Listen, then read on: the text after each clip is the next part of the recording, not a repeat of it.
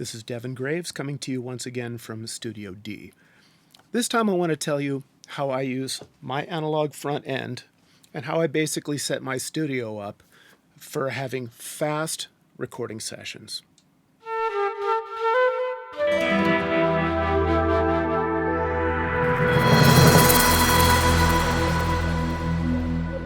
Most of the music I do here, I'm doing alone.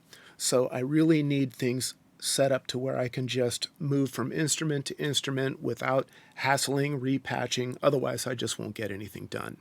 This means I have to have every instrument, every drum, every mic on the guitar cabinets, everything permanently mic'd. Dedicated mics going into dedicated mic preamps, going into dedicated channels already set up in a template on Pro Tools. So I have my drums, I have my bass, my electric guitars, my vocal mics, whatever you have. If I'm doing acoustic guitar, I have it all mapped out to the right preamp, so I just hit record and go. The only mics I ever really move are my overheads, which are Shoop's small, they call them Sheps here in the States, small diaphragm condenser microphones for overheads, which double duty as acoustic guitar mics or percussion mics, anything you need a small diaphragm condenser for. These mics are absolute top of the line, so I use them for any of those needs. I also have a pair of Neumann U87s, which I can swap out for the small diaphragms if I feel the need to do so. So let's go over to the rack and I'll show you how I have everything arranged. Okay, so this is the rack. This is just the top section here. This is on top is a Warm Audio Tone Beast. I have an Audix D6 plugged into the kick drum mic that goes right into this. The line input comes from my Mackie 8-bus console where I blend the guitar mics for my metal tones. I have a Shure SM57 blended with a Sennheiser MD421. For metal tones, I blend those two mics on the Mackie and then send them to this Tone Beast, really just to bring the level up because the Mackie's level is a little too low to get maximum signal to noise ratio. So this is our kick drum mic. And below here, this is Black Lion Audio B12A Quad. I actually got this from my toms, and originally I wanted two different flavors. I wanted to get the BLA API types, and I wanted to get the Neve 1073 types, but the 1073 ones were never available, so I got something different that I'm really happy with. That's just below. And in fact, that's the mic preamp I use on my toms all the time, and I'll explain why. I have real API channel strips, two of them, snare top, snare bottom. This is a Telefunken M80 mic for the top of the snare, it's plugged into here. I use compression just enough to get the sound big and full. I don't use it to get the decay of the shell. I just use it to get the drum to sound as big and full as possible. Same goes for EQ, just enough to get the exact sound I want right into Pro Tools. I'll listen in bypass, and I'll listen with the compressor engaged, and when the sound is just a little more dimensional, a little more full, a little more full of life, that's how I leave it. I do the heavy lifting in the mix later, further down on the rack. This is for hi-hat and ride. This is a Focusrite ISA2.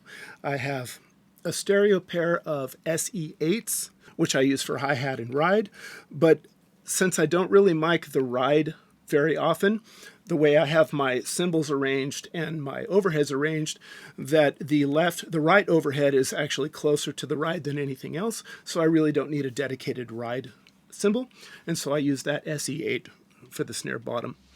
Then as we come down, this is a mainly force. This is a tube preamp, transformer tube preamp, and this is what I use for my toms. The reason I use this is because it kind of rounds off the transients just enough to where the toms sound big, but they don't have that kind of fappy sort of attack. Really big, full toms going through pure tube. Mic preamps, the first three I use Sennheiser MD421s for toms 1, 2, and 3. And for the floor tom, I use an AKG C414. It's a 20-year-old TL2 version, which has kind of a scooped mid. And then for overheads, Those ship's microphones are plugged into these Focusrite ISA 430s. These are the most neutral sounding, least colored preamps I have, but this channel strip is the most, by far the most comprehensive channel strip I have, and I use that also in the mixes I will explain in a few. So my overheads go to these, and also these make excellent, less colored, real accurate mic preamps for acoustic guitar, acoustic instruments, hand percussion, anything like that. That's why I can just move my overhead mics into this room and just record, whatever instrument I may have. I don't have to repatch, and I get a great, accurate, precision recording every time. Having an accurate mic preamp with an accurate microphone is the objective here. I have my more colored preamps for my more colored mics. So down here, I have these two front inputs. So we're staying on drums. So these two front inputs, I can plug in my pair of U87s and use these two Neve 1073s for my room mics. These are totally permanently patched in Universal Audio 1176s into each channel, so I can crush the heck out of those room mics if I want to. And the beauty of it is it has these front inputs which can be selected, and there are inputs on the back where my vocal mic is permanently plugged in. My Neumann U67 vocal mic is permanently plugged into track 1. And my ribbon mic, it's called a woodpecker. It's a beautiful wooden built ribbon microphone that I have on my Fender guitar cabinet. And that gives me the best clean tones. It gives me the best edge of distortion tones. So when I'm not doing metal tones through the Mackie and through the Shure and Sennheiser combo, I'm just getting these upfront, beautiful, big, warm sounds through the ribbon mic, which goes to the 1073, then to the 1176, and into Pro Tools. So I have compression on the front end, and I can get that spank or any sound I want. And it's really important for me to get this sound right at the source. Once this goes into Pro Tools, I already have the flavors of my transformers, of my tubes, of my EQs and compressors already committed to the recording. So all the heavy lifting is done. I don't have to worry about plug-in emulations, how accurate are the plug-in emulations, how much better the emulations will be next year. I don't have to worry because I have the real deal right here. So basically, how I do my vocals is I actually have two options. Generally, I've been using lately this Neve 1073, getting to know it, and it's absolutely outstanding. The 1073 has an insert that can be bypassed or inserted with a push of a button. And if I insert it, then it brings me to my PAL. This is a PAL Plus Mark III. This is a tube transformer mic preamp and T4 LA2A style compressor, optical compressor of the highest order. This is hand-built, hand-wired, point-to-point in Los Angeles, California. I don't know if they make them anymore. These are extremely hard to find, and I was really lucky to find it when I did. So I go into the T4 compressor here, then to an 1176 compressor here, so that each one is doing about half duty, right? None of them are working too hard, gives you a nice, good sound. Then it goes back to the 1073, where I can add a little bit of EQ, and this is just high, mid, and low. The mid and low are sweepable. The low is switchable. They're both switchable. And you would be so surprised how just the tiniest little bit of this 12K high shelving filter, what that does for kick or a vocal, just boom. I'll get back to the kick drum later. And the tube preamp on here is really, really, really top order. So if I decided I wanted to use the tube preamp here instead of the 1073 above, I could just patch the mic from the 1073, unplug it from there, and plug it right into here, and it would still follow the same signal chain all the way up through the 1176, through the EQ on the 1073 if I wanted, and to Pro Tools. That's just fantastic. I have these two options, and I don't have to do any changes in Pro Tools or repatch anything other than a microphone from one input to the other. And this thing is an amazing instrument DI. For bass, I use it. Every bass track I ever do goes through this thing.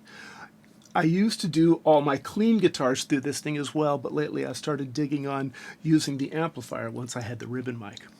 So if I plug the instrument directly into this high Z input, it would defeat the mic plugged into the back. So that's a very cool thing. So I wouldn't have to repatch the mic. I wouldn't have to change anything in the back. I could just sing into it, plug the bass, play the bass, unplug it, and sing into it without changing anything. And that's very, very, very slick. I have also here, this is a Cartec EQ P1A. This is a recreation of the famous Pultec EQ. This one is probably the best copy ever built. It's the only one that I know of that actually uses the same tube power supply. The rest of them are all solid state. This is even built with the exact knobs that are ordered from the same company that built them for Pultec. The only difference is the transformer, because Pultec handmade their own transformers, and this one uses a Soter transformer, which is a spectacular transformer. And amongst audio engineers the world over, anyone that can't get their hands on an actual Pultec would be just as happy with one of these. And this I can put kind of anywhere. I can put it on any of the inserts. I can even just put it on an insert directly into Pro Tools. Part of how I get the best out of my investment. This is a sizable investment that took me years to put together, okay? But part of what makes it worthwhile is not only do I have these magnificent preamps and EQs and processing on the way in, but for hybrid mixing, I use these things to mix, especially for bands that have not recorded here and have not had the benefit of using gear like this, then I can run it through. And there are a few key elements that, particularly with compression, but also with EQ, that just sound a lot better using analog circuitry. This would be the kick, the snare, the drum bus, the stereo mix bus, and the lead vocal. This is a Tegeler Audio Veritube compressor. It's a Very Tut compressor, and that is permanently on my mix bus. My drum bus, I feed through the APIs. Again, a little bit of EQ, a little bit of compression, sort of like you'd use the SSL compressor, and a little bit of EQ just to bring out the, say, the 15, 18K in the cymbals so that you don't have to do it with digital plugins. And that gives you a superb drum bus channel strip. For kick, I use the second channel of the 1073 along with the 1176 compression. And again, just a touch of this EQ, just a little kiss of this 12K shelf gives that snap on the front end. And I barely need to use anything on the low end. Just a little bit of this 1176 compression brings out the boom, and I can control the length of that boom with the release time.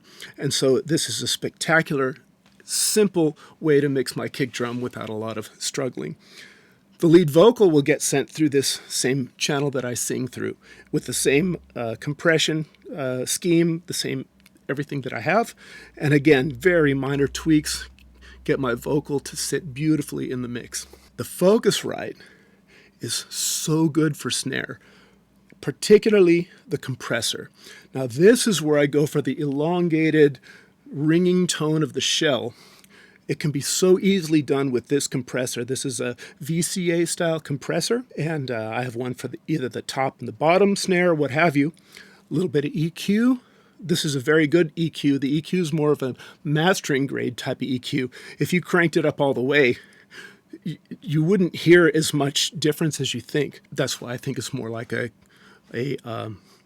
mastering type, because it's very subtle, but very effective. A little bit goes a very long way. And so with the compressor and the EQ, also a fantastic noise gate. If you need a noise gate for your snare, this analog noise gate works great. There's a de-esser on there. So this is the most comprehensive channel strip I have out of the whole bunch. And on mixdown, I have nothing better for snare drum than this. So I'm just going to leave it here. This is basically how I have things set up. Things are permanently in place. For me, I can run around the studio, I can sit behind the drums. And as I mentioned, the room mics I don't have plugged in. When I'm recording drums, I don't intend to keep that take. I intend to have them replaced by more capable hands than my own. So I keep my U87s out of the way. I have a very nice stereo bar that I can put them on. I can arrange them thusly or thusly.